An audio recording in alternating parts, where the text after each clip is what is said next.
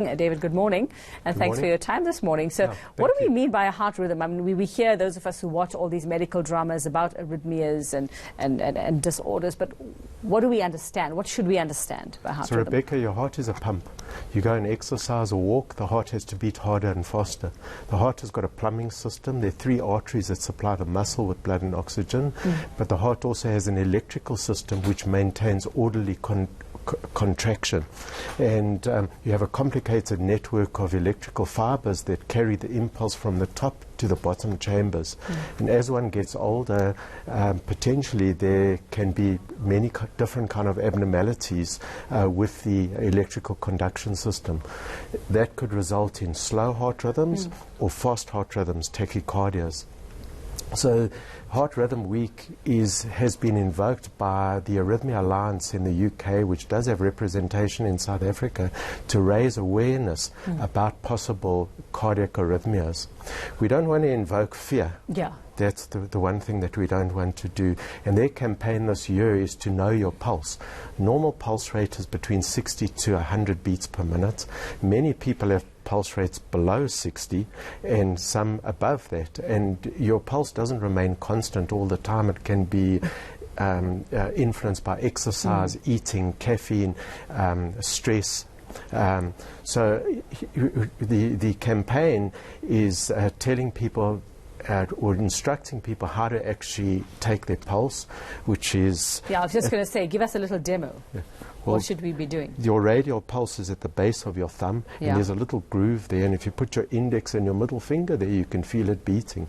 And if you take your watch and you count the beats in 30 seconds, then you just double it, and that's your pulse rate. Gosh, I'm wondering if I'm even awake. Am I awake? This is so slow. So to know your pulse, but particularly if you're feeling unwell, particularly if you have palpitations, dizziness, fainting is a significant symptom, fatigue, and constant, if this is not just once or twice. So pulse rate changes, but we don't want to invoke fear.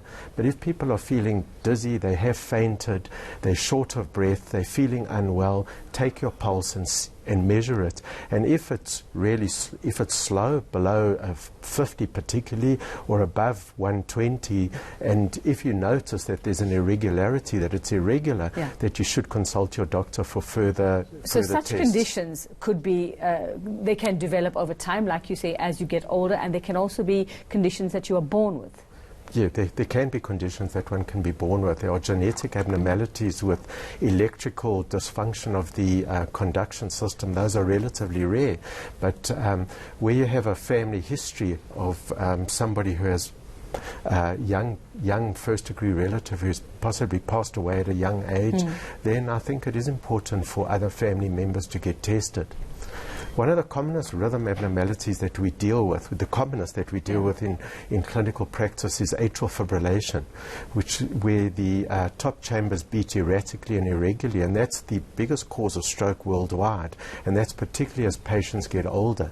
So if someone feels their pulse and it feels erratic and irregular, I think they should consult their doctor. And that's just on a normal day, not if you've taken 10 flights of stairs or whatever it is. Yeah, on a normal day. But often those patients will have symptoms as well. People are so scared about changes in their heart rate and rhythm. So one of the biggest things that we as doctors can do is extracting fear from patients and reassuring them. Just to go and have that checkup. Don't be afraid of what you're going to find. With children, how would you know? Because children tend to have a higher heart rate. Their hearts beat faster than ours do. Babies as well. How would you know as a parent if you notice something's wrong? Well, babies have a much higher heart rate than adults. I think the family history is the most important thing, and symptoms are very important.